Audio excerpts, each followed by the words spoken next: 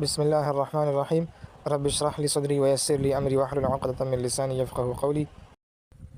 अस्सलामु अलैकुम वरहमतुल्लाहि वबरकातुहू। डियर स्टूडेंट्स, तो कल हमारा एडजेक्टिव जो है वो तफसील से स्टडी हो गया है। तो आज हमने इसकी समरी बनाई है। तो सबसे पहले हम एडजेक्टिव की डेफिनेशन समझते हैं कि एडजेक्टिव किसे कहते हैं। तो एडजेक्टिव जो है ये एक ऐसा वर्ड होता है जो कि नाउन को मॉडिफाई करता है या किसी प्रोनाउन को मॉडिफाई करता है। और ये किस लिहाज से मॉडिफाई करते हैं, तो या तो ये उस नाउन या प्रोनाउन का साइज़ बताएगा, या कलर बताएगा, या कैरेक्टरिस्टिक्स बताएगा, यानी मतलब खसलत बताएगा, निशानी बताएगा, आदत बताएगा, क्वालिटी या उसकी मायार बताएगा कि ये चीज़ अच्छी है, बुरी है। ये प्रोनाउन यानी मतलब ये नाउन अच्छा है या बुरा है, ये प्रोनाउन अच्छा है या बुरा है। और उसकी ओरिजिन बताएगा, यानी मतलब असल बताएगा कि इस नाउन या प्रोनाउन की असल क्या है। और या क्वांटिटी बताएगा, यानी मतलब मकदार बताएगा कि इसकी मकदार कितनी है, 1 है, 2 है, 3 है, 4 है। तो ये हमें एडजेक्टिव बताता है। तो ये एडजेक्टिव की डेफिनेशन थी। और ये एडजेक्टिव हम कहाँ पर यूज़ करते हैं, तो इसकी 2 जगह है। एक जगह ये है कि ये नाउन से पहले इस्तेमाल होता है, मतलब हमेशा जो है ये नाउन से पहले ही इस्तेमाल होता है, नाउन के बाद इस्तेमाल नहीं होता। और दूसरी जगह इसकी क्या है, दूसरी जगह इसकी ये है कि ये स्टैटिक वर्ब के बाद इस्तेमाल होता है। स्टैटिक वर्ब किसे कहते हैं, स्टैटिक वर्ब ऐसे वर्ब को कहते हैं कि जब वो हो रहा हो तो हम उसे अपनी आंखों से नहीं देख सकते। ये उस वर्ब के बाद इस्तेमाल होता है। जैसे कि बी इस्तेमाल होता है। बी का मतलब क्या है, बी का मतलब ये है कि बी के फॉर्म, यानी मतलब is are am was were. जैसे ये adjective is are am was were के बाद इस्तेमाल होता है, तो इसी तरह ये स्टैटिक वर्ब के भी बाद इस्तेमाल होता है, इससे पहले इस्तेमाल नहीं होता। और अब हम इसके ऑर्डर की तरफ चलते हैं कि हमारे पास एक नाउन या प्रोनाउन हो और उसके लिए हमारे पास बहुत सारे एडजेक्टिव्स हो। तो हम सबसे पहले किसका इस्तेमाल करेंगे और उसके बाद किसका इस्तेमाल करेंगे। तो उसकी ऑर्डर ये है कि सबसे पहले आप डिटर्मिनर लगाएंगे। डिटर्मिनर कौन कौन से हैं डिटर्मिनर, हमारे पास पॉजिटिव एडजेक्टिव है, डेमोन्स्ट्रेटिव एडजेक्टिव है और आर्टिकल है। ये सब हमारे पास ही डिटर्मिनर है, यानी मतलब हम सबसे पहले ये लगाएंगे और उसके बाद क्या लगाएंगे, उसके बाद हम क्यों से मुराद क्या है, क्यों से मुराद क्वांटिटी है, यानी मतलब मकदार बताएंगे कि इस नाउन या प्रोनाउन की मकदार कितनी है, 1 है, 2 है, 3 है, ज़्यादा है, कम है। तो उसके बाद हम ये लगाएंगे। और क्वांटिटी के बाद हम क्या लगाएंगे, उसके बाद हम ओपिनियन लगाएंगे, यानी मतलब अपनी राय पेश करेंगे कि ये नाउन या ये प्रोनाउन कैसी है, अच्छा है, बुरा है, ज़बरदस्त है, कैसा है। तो उसके बाद हम ये लगाएंगे। ओपिनियन के बाद क्या लगाएंगे, ओपिनियन के बाद हम साइज़ का इस्तेमाल करेंगे, यानी मतलब इस नाउन या प्रोनाउन की साइज़ कितनी है, कि ये छोटी है, बड़ी है। तो हम इसके बाद ये लगाएंगे। और साइज़ के बाद क्या लगाएंगे, तो साइज़ के बाद हम एज लगाएंगे, यानी मतलब इस नाउन या प्रोनाउन की एज कितनी है, बूढ़ा है या जवान है या नया है या पुराना है।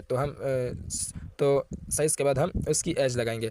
और एज के बाद हम क्या लगाएंगे, एज के बाद हम उसकी शेप लगाएंगे, मतलब इस नाउन या प्रोनाउन की शेप कैसी है, राउंड है, मतलब गोल है या ओल है या रेक्टेंगल है, ट्रायंगल है, इसकी शक्ल क्या है। तो उसके बाद हम शक्ल लगाएंगे।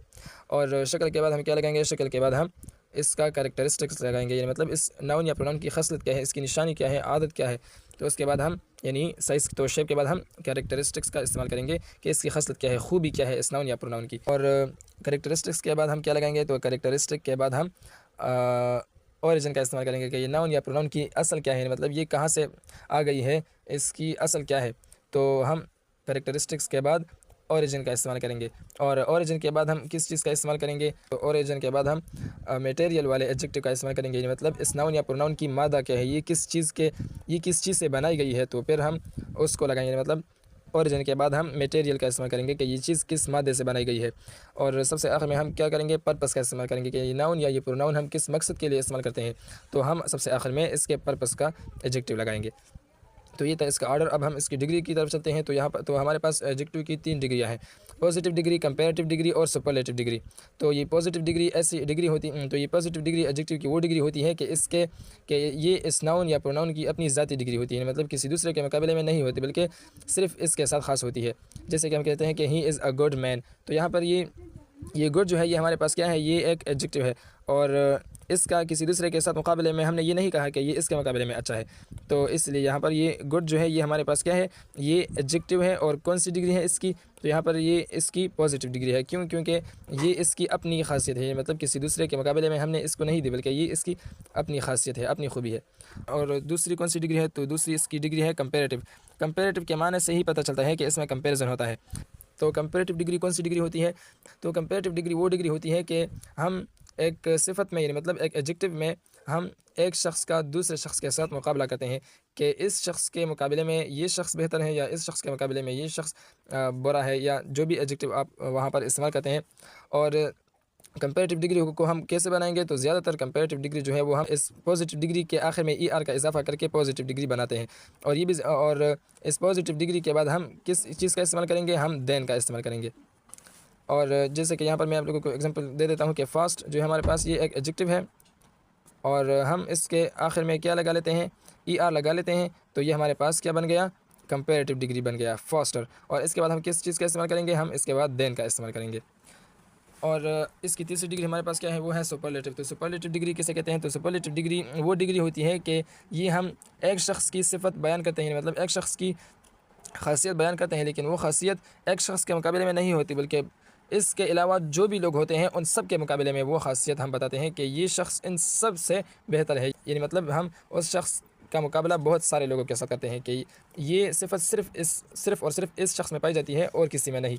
और इसको हम कैसे बनाते हैं, तो इसके आखिर में हम EST का इजाफा करके ये बनाते हैं। जैसे कि हम कहते हैं कि फास्टेस्ट, तो यहाँ पर ये फास्टेस्ट जो है ये हमारे पास ये सुपरलेटिव डिग्री बन गई।